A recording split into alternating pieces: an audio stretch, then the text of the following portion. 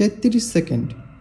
শুধু 33 সেকেন্ডের মাথায় ভেঙে পড়ল একটি আধুনিক বোয়িং 787 ড্রিমলাইনার।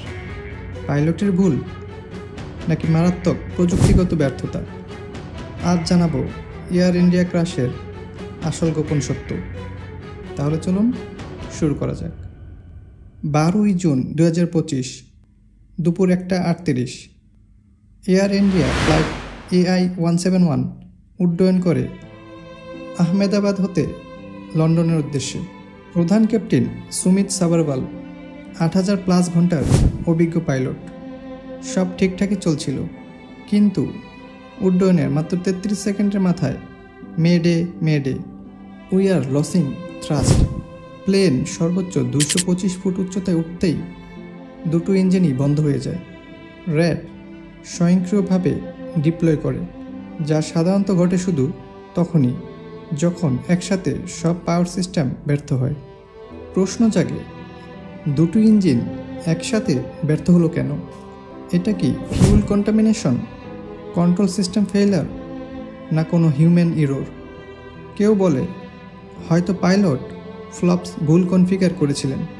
অন্যরা বলছেন বোয়িং 787-এর ইঞ্জিন কন্ট্রোল সফটওয়্যার আগে থেকেই সমস্যা ছিল।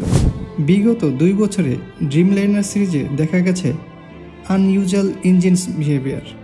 প্লেনটি বিধ্বস্ত হয় আহমেদাবাদের কাছেই বিজে মেডিকেল কলেজের হোস্টেলের উপর। এই ঘটনায় 242 জন যাত্রীর মধ্যে 241 জন যাত্রী নিহত হন। এই ঘটনায় আহত একমাত্র ব্রিটিশ নাগরিক বিশ্বাস রমেশ ইমার্জেন্সি এক্সিট এর পাশেই ছিলেন।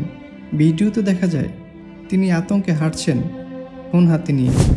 সিসিটিভি ফুটেজ থেকে দেখা যায় বিমান উচ্চতা বৃদ্ধি করছিল, কিন্তু 17 সেকেন্ড পরেই হঠাৎ নিম্নগামী রূপ নেয়।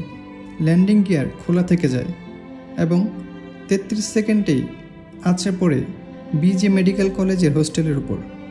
সেখানে হোস্টেলে থাকা শিক্ষার্থীরও হতাহতের ঘটনা ঘটে।